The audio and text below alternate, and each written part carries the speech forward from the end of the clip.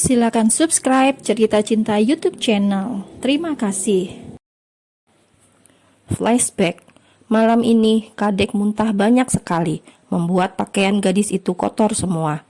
Sudah di atas jam 12 malam, Yudhistira tidak membangunkan ART-nya. Entah sengaja atau apa, duda kesepian itu malah mengganti sendiri pakaian seorang gadis. Tidak bisa minum tapi sok, gerutunya. Yudhistira sedikit menahan nafas karena bau muntahan gadis tersebut. Sambil mengernyitkan alis, ia lepas semua kancing baju Kadek. Pertama sih tidak terpengaruh, apalagi baunya tidak enak. Ia pun membopong Kadek, membawa gadis itu ke kamar mandi. Kadek sendiri setengah sadar. Ia tidak berontak karena pengaruh minuman dan ngantuk berat. Pria berstatus duda yang lama tidak bermain cinta itu pun kembali membopong Kadek keluar dan meletakkannya di atas ranjang. Ia lega karena sudah melepaskan semuanya. Yudhistira hendak mengambil selimut lain agar tubuh Kadek tertutup sempurna.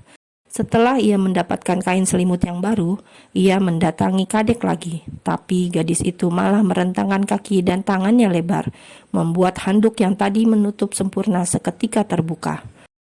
Sial, Yudhistira memalingkan wajah, kemudian melempar selimut dengan asal.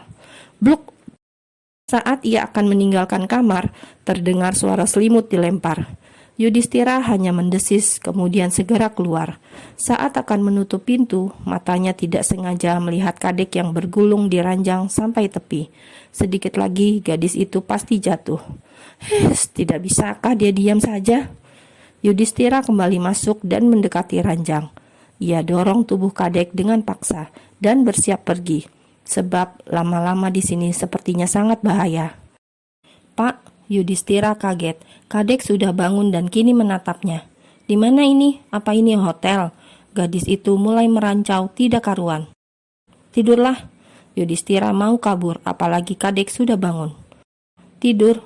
Ya, kita ke hotel pasti untuk tidur. Astaga, Bapak suka aku ya? Kadek terkekeh. Yudhistira langsung ilfil.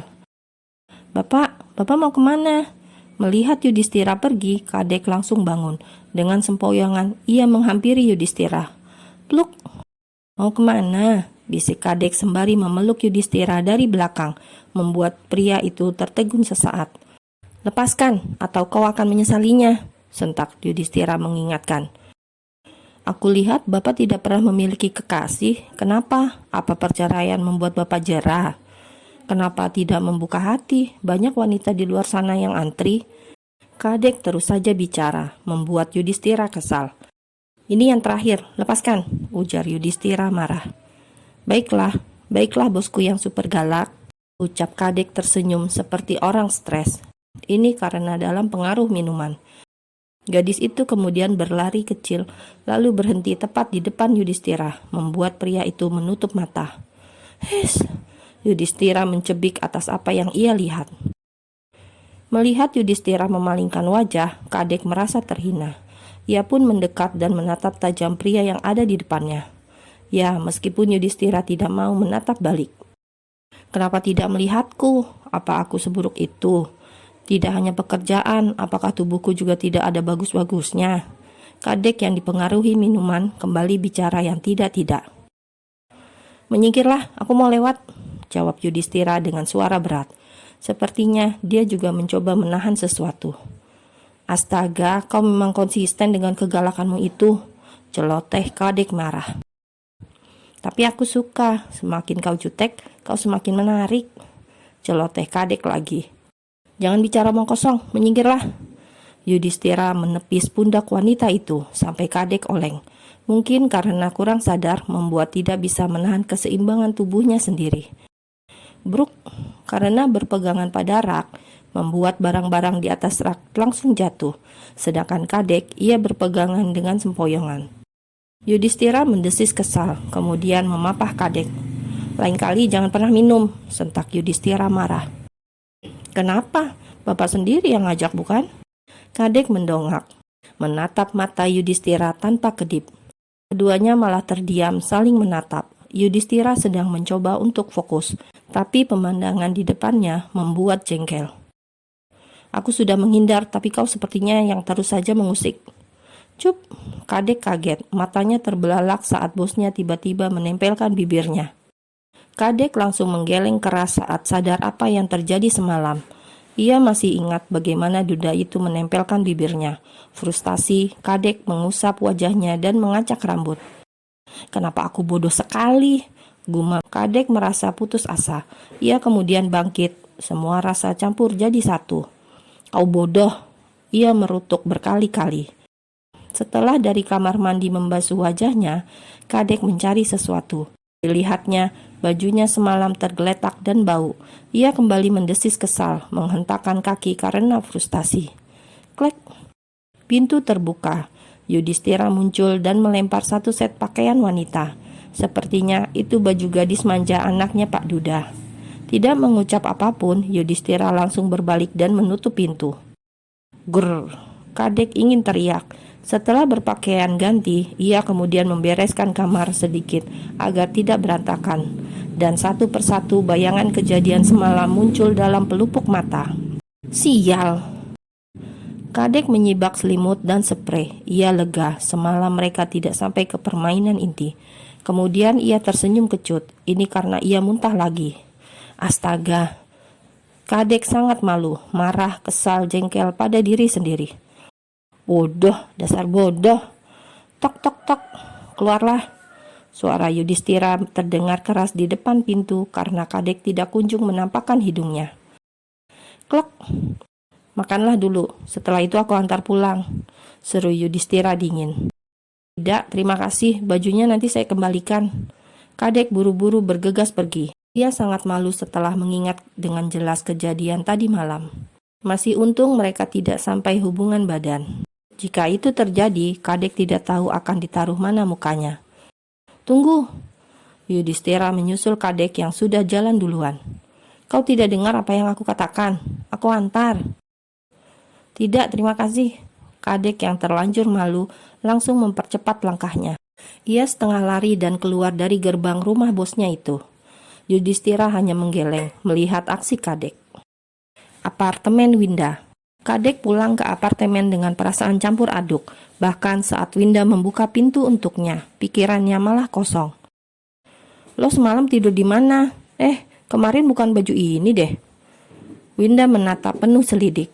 Win, gue masuk kamar dulu. Kadek menghindar dari pertanyaan Winda. Ia buru-buru masuk kamar. Sudahlah, Kadek itu bukan anak kecil. Kenapa kamu kok cemas gitu? Kavi menyentuh pundak istrinya, kemudian merangkul Winda dengan hangat. Setahu aku dia nggak ada pacar, sayang. Dan ini kok pulang pagi? Kan aneh.